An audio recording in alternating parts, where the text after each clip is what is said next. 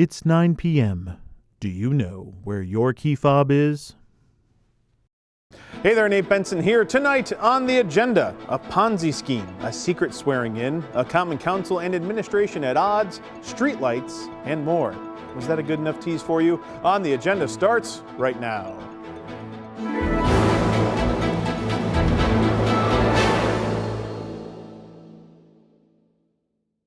Thanks again for watching. Nearly a month ago, Two on Your Side broke the story about a Ponzi scheme at Woodhill Capital in Williamsville that defrauded tens of millions of dollars from investors. On Monday, the president of Woodhill, Richard Teplitsky, was arrested. On Tuesday, he appeared in federal court.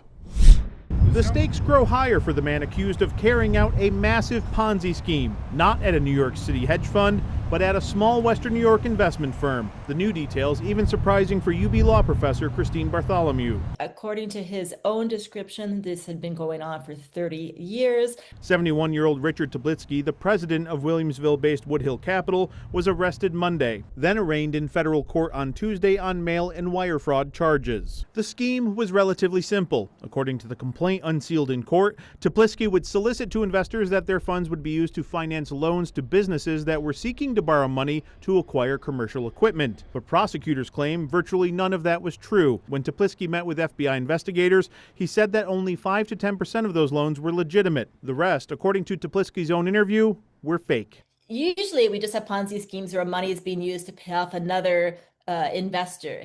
There's another layer here.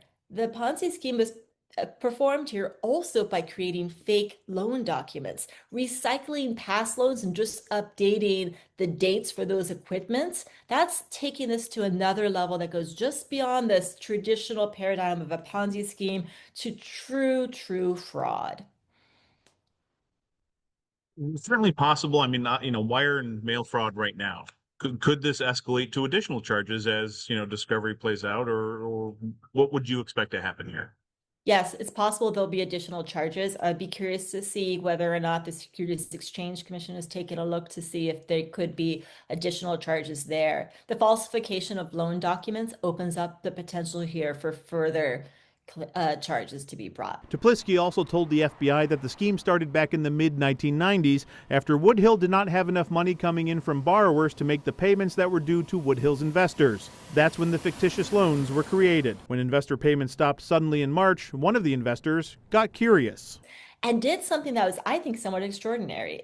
When they didn't get the answers that they wanted to know about what was happening here, reached out to the companies to whom they were supposedly lending money, and figured out through a series of registered letters and back and forth that all these loan documents had actually been fabricated. According to the unsealed criminal complaint, Teplitsky told the FBI that there were approximately 170 to 190 investors with Woodhill who were owed tens of millions of dollars in principal and interest from loans that their money had funded. Back in early April, 14 investors filed a lawsuit against Woodhill Capital, saying that they lost about $13 million. But sources tell me that now as many as 100 investors have been defrauded as much as $60 million. This is surprising, and maybe because it's also in our backyard. We love to think of this is something that happens in big cities and with sophisticated lenders, and this wouldn't be just for us, but this reminds us very much of how investment fraud, this type of Ponzi scheme, is something that can happen anywhere. Yeah, it was kind of outlined, one of the suspicions by one of the victims here was like when all of a sudden my 13% return on investment didn't come back, consistently, that's what flagged them. I'm like, again, and with hindsight, yeah, I mean, should we ever expect, consistent 13% ROI? I don't think anyone would tell you that's feasible in the real world. Well, the design of this actual whole paradigm is fascinating. The idea that, first of all, small companies were getting loans at something close to 20–25%, very troubling on the front. Then these investors were getting, as you pointed out, consistent returns, sometimes for a decade, roughly the same day or within a week each month. That too raises its own flag. But at the same time, if we put ourselves in the victim's shoes, this was a business that was run by word of mouth. A friend tells a friend. In one of the complaints, they mentioned that it was a mother and a son. And so when you have that type of word of mouth, especially something for this long, it becomes something where you don't really ask questions because you just think you are lucky enough to be one of the few who got in on this. That said, you raise a really important point. Any investments are risky. Anytime you have an investment that has consistent returns like this, you're right, there's questions should be asked. 2 on Your Side's Ron Plan sat down with the U.S. Attorney for the Western District, who didn't specifically address the Woodhill Capital case because the investigation is ongoing, but spoke broadly about Ponzi schemes and why they're hard to identify. U.S. Attorney for the Western District, Michael DiGiacomo, sat down with 2 on Your Side's favorite plants, Ron that is, to discuss a variety of topics. And he spoke about a big story that 2 on Your Side has been investigating for the last month or so, a Ponzi scheme orchestrated by a local investment firm. The U.S. Attorney made a point to say that because of the ongoing investigation and criminal case against Woodhill Capital President Richard Toplitsky, he would only speak broadly about Ponzi schemes and not get into the specifics of the Woodhill Capital case. As we learned in court on Tuesday, Toplitsky admitted to the FBI that he had been creating fictitious loan documents to solicit to investors since the 1990s. We asked the U.S. Attorney why it's so hard to identify Ponzi schemes. Ponzi schemes oftentimes go unnoticed until the money dries up. Once the money dries up and payments can no longer be made, that's when it comes to light. The entire scheme relies on new investors. The longer you can continue to pull in new investors and pay your old investors, the longer you can hide the scheme. But once that new investment stream dries up, that's generally when those type of matters appear. And so Ponzi schemes, that's how they're oftentimes able to remain under the radar for a long period of time. According to court documents, the scheme fell apart in March when payments to investors abruptly halted. According to documents in a civil lawsuit against Woodhill Capital, investors were promised big returns. And some people are really good at Ponzi schemes. What they do is they will actually give you your money back to further entice you. So when they pull you in, they're like, I'm going to offer you a 12% rate of return, where if you go to a local bank, you might get a 0.5% or maybe a 3%. So they're going to offer you some type of rate of return that's just generally not out there. And everybody wants a good return on their money. And so they'll invest. And then what some of these more sophisticated Ponzi schemes will do is they will then come back to you and be like, your investment was for 12 months. Here's your initial capital, and here's the 12% interest I promised you. You're free to take it, but I'm looking at a different investment now that might offer you 15%. Are you interested in putting it back in? And you say, sure. And it goes back in at 15%. And then people are like, well, you can just send me a statement, let it continue. Because on paper now you're seeing statements that your $1,000 is now $2,000. On paper, $3,000, $4,000. In the case of Woodhill Capital, Toplitsky admitted to the FBI that fake loans had been solicited to investors since the 1990s. And as the U.S. Attorney says, in order for a Ponzi scheme to work, new investors need to be brought in consistently. But if that money's still coming in and you'll not be impacted, you will get what you had, quote, bargained for. But it's those people that come in at the end, when there's no more, when the money dries up, and that is when those type of schemes appear. Do you think there is the possibility of more victims out there in that case? There's always the potential because, as you pointed out, the date range of which it's possible that this has gone on, because again, this is still a very, very, very active investigation. So would it surprise me if we found out there was more victim? Not in the least. So what are the chances victims could see any of their assets recovered? In this office, we have a asset recovery division, and we take every step we can early on in the investigation, before oftentimes these cases are charged, we will be doing a financial analysis to determine what assets are potentially derived from the ill-gotten gains and or assets that still might be available. And so what we try to do, and it's not every case because sometimes there's just no assets left, but if we can at the time that we will either commence a civil action and seize the money if the criminal case isn't ready because we want to make sure it's there, or they'll be launched at the same time. We attempt, and again, this National Fraud Enforcement Division is the same thing. It's designed to not only go after and prosecute those who commit fraud, but we want to get back as much of the money that they have taken illegally. And if it's taxpayer money, return it back to the taxpayers of this country. If it's victim money, we want to get the money back to the victims. According to sources, at least $60 million had been invested with Woodhill Capital since 2021. More than $35 million of that remains unaccounted for. Coming up, a new Buffalo Police Commissioner, the first woman in city history, was quietly sworn in without any fanfare. We'll take a look at that, but first a look at the weekend weather.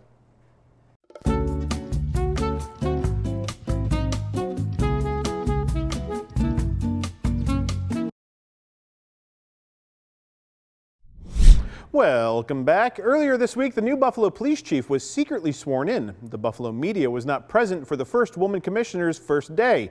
Union officials were there and spoke with Ron Plants about the new commissioner and where things stand with negotiating a new contract. I know our PBA members are continuing to keep crime at historic lows, and we're doing so, with few officers and no contract. The view of the Buffalo Police Benevolent Association, the union for the BPD rank and file and some supervisor police officers, just as new police commissioner Erica Shields takes office in a low-key swearing-in today. And following that razor-thin 5-4 city council confirmation vote last week, the need for a new police contract looming large for the department, according to union president Davidson, who points to staffing. Without new officers, we will not be able to maintain minimum staffing numbers. And to get new officers, we need to do something to recruit new officers. The previous class was 5 officers, cadets, and currently there are only 4 remaining cadets. To find a way to get new officers, there's going to have to be a new contract to attract new officers. Davidson mentions a surprising number of recent retirements to the department, currently hovering around the 716 number of sworn officers, about 100 below the allotted size. And despite an agreement late last year for enhanced medical benefits, there are issues like burnout stemming from an overtime element, criticized by council as a cost factor, but now with the approach of the summer season. There's a lot of festivals and there's a lot of Chippewa, there's a lot of details where officers necessarily don't want to be working overtime, but it's forced upon them. I do speak with these officers before they retire or transfer or leave policing altogether. I speak with them quite a bit leading up as well. And I can tell you it is pretty simple. We need a new contract. The new commissioner has said this about overtime and contracts.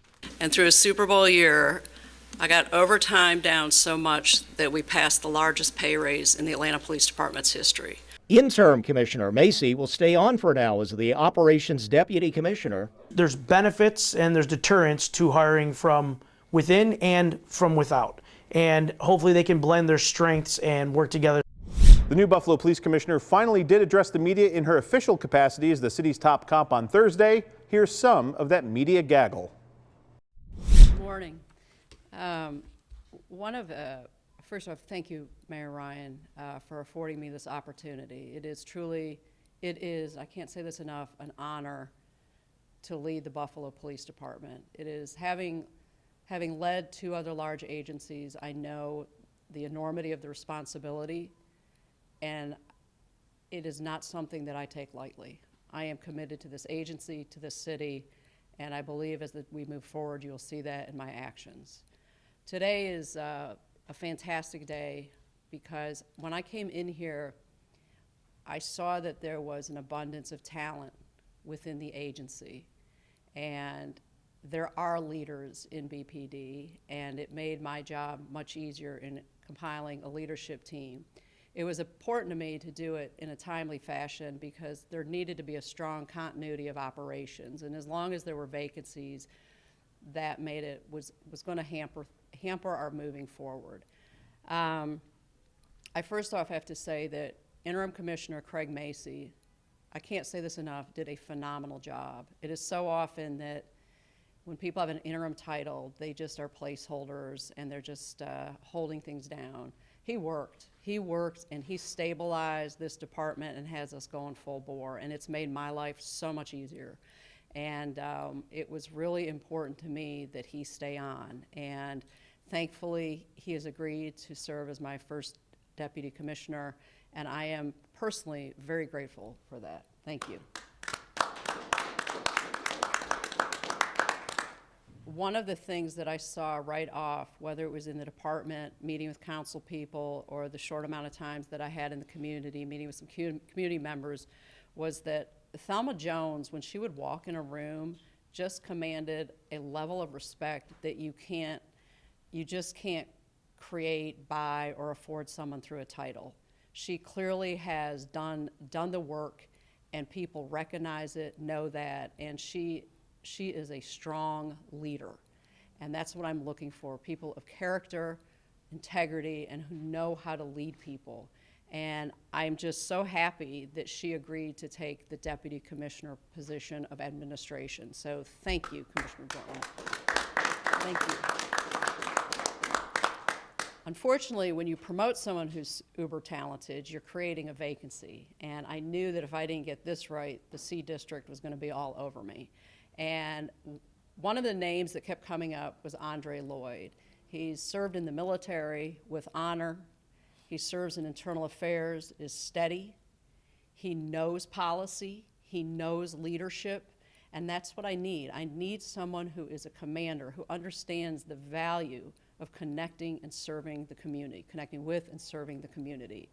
And once I spent time with him, it was an easy decision. Of course, I also leaned into, and I value the opinions of the Deputy Mayor Rusi and Interim Commissioner Macy. Their opinions I value highly. And I am very grateful that Chief Lloyd has agreed to accept the chief's position. So thank you and welcome. So I feel very confident about the leadership team that I have put together. And I just would like to say thank you to each of you for stepping forward, assuming a greater responsibility, a greater role, and thank you again, Mayor Ryan, for affording me this incredible opportunity. Thank you. Next on the agenda, the Common Council grilled the administration during budget workshops. Everything from T-shirts to fines and fees drew the ire of city lawmakers. If you're a longtime fan of the show, you know it's budget season, and the Ryan administration and Common Council participated in workshops to discuss specific line items in the mayor's $681 million budget proposal. And let's just say things got a little, you'll see.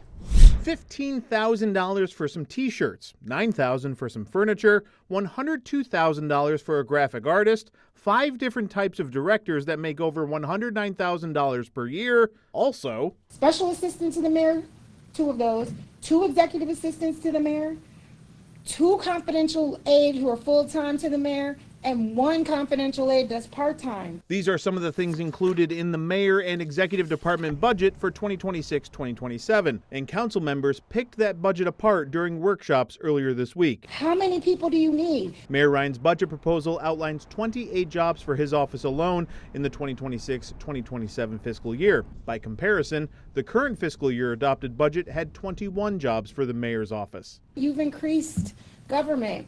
I don't understand why we're top heavy and we have, as my colleague said, other needs in other departments where you cut people out of that actually touch the people that we're closest to. The administration has previously said that it moved some positions around to make things budget neutral, but during budget workshops this week, council members were not convinced. If I did this, I would be ripped to shreds. Let's be clear. If Byron Brown did this too, he would be all in the news. Like, editorial board would rip him to shreds. With a 23% increase in the mayor and executive department budget being proposed, Councilwoman Everhart wanted to know where you all cut the fat, in the words of Sean Ryan. Okay, well, honestly, the mayor gave us directive. He did not want to go with an austerity budget, right? So, honestly, there's major investments here, particularly in DPW. And so that was... So no hard choices. Well, I'd say the tax levy, that is the hard choice, right? No, he said we can't tax our way out of this. That's what he said 1 million times in a year that he ran. He was there, I was there, we all was there. While administration officials like Deputy Mayor Swanekamp and Finance Commissioner Jessica Brown answered focused questions about the budget, they didn't really respond to some of the longer commentary made by council members. Council members outlined the fiscal strain on the city that has been well documented. But if we're in a financial situation, do we need $15,000 to go for a bunch of T-shirts? and polos and everybody looking the same. I'm very serious. The mayor is very passionate about city employees like looking their best, feeling like they're part of a team. I think he thinks it's going to be an enhancement for morale and the public's perception of. So T-shirts are going to make workforce. people feel better about their jobs. So, Just want to be clear. Council members Rivera and Golombek also concurred with Everhart and Holton Pope that not enough has been done by the administration to trim the fat, so to speak. I've heard that we've cut to the bone. I don't think we've cut to the bone, but when we look at the amount of money that they're making and the positions that are within the executive branch, it continues to grow, and that's not sustainable. And what you guys are trying to do is just simply not working. And I am going to be proposing to my colleagues that we cut a whole bunch of positions throughout the budget. I don't think that we need 4 deputy mayors, and I think that it needs to go back to the way that it was when it worked. 2 weeks ago, I sat down with Mayor Ryan to talk about the budget, and that conversation included some things I've lobbied for at meetings and press conferences for quite some time. What does your budgets do for snacks at meetings and things like that? I've been pleading about this, like just a little something. We're trying to really work on a snack budget for you, Nate. It might have to come from, we have to start passing the hat. Jokes aside, the whole interview can be seen on an episode of On the Agenda right now on the free WGRZ app. One of the key aspects of Mayor Ryan's budget proposal is new revenue. And one of the ways to generate new revenue is, according to the mayor, collecting old revenue. Of all the parking tickets issued in Buffalo over the last few years, only 7% paid. So there's this great pool of money out there of people who owe back taxes, back water bills, contracts with the city that they never paid on. The Ryan administration believes there's as much as $100 million that has not been collected and remains outstanding. Word got out that the city's not enforcing their tax bills, so a lot of professional landlords, they just stopped paying their taxes to the city of Buffalo. The mayor says they'll be initiating a foreclosure auction this year, but also wants to collect more than $20 million in fines and fees next fiscal year. One of those line items in the budget is $6.2 million for prior year collections. During a budget workshop last Thursday, Finance Commissioner Jessica Brown outlined how far back the administration wants to go in order to collect those unpaid fines and fees, and council members were, well, listen for yourself. Absolutely not. I can't support that. So you're going to suspend these individuals who, because it's likely going to be poor individuals who are already facing a 25.8% tax increase, who are already having services cut in some way, shape, or form, who are already having user fee increases, and then we're going to say, oh, by the way, 8 years ago you didn't pay this ticket, so now we're going to collect it. And if you don't do it today, then we're going to suspend your registration. Regarding any collection of fines stemming from parking violations that could result in suspended registrations, Commissioner Brown did outline that at least 60 days worth of notices would be sent out prior to a suspension. So if someone hasn't paid a fine in years, they'd have a chance to rectify it. Council members, however, were still not thrilled about the idea of going back that far. That's not. It's a money grab, and I don't like it. It's not even. It is a money grab, but it is also going to impact Black and brown communities the most. Like, let's be honest, and that's not okay. Council members suggested that the administration go back to the drawing board and perhaps consider only collecting a year or two's worth of fines, saying that it's our fault that we didn't do it. You can't punish them for something that the city of Buffalo, regardless of who's sitting in seats now, did not do. That's going to do it for the agenda this week. Next week, your emails did in fact reach me, but I didn't respond because I have a head cold and didn't have the patience. Thanks again for watching. I'm Nate Benson. We'll see you at the next one. When there will be a world without zinc. Here's some of that media gaggle. See, it hasn't happened yet, but I know it's going to happen, so that's producing. You can't teach you that. That's instinct. 3, 2. Next on the agenda, the Common Council grilled the administration during 3, 2.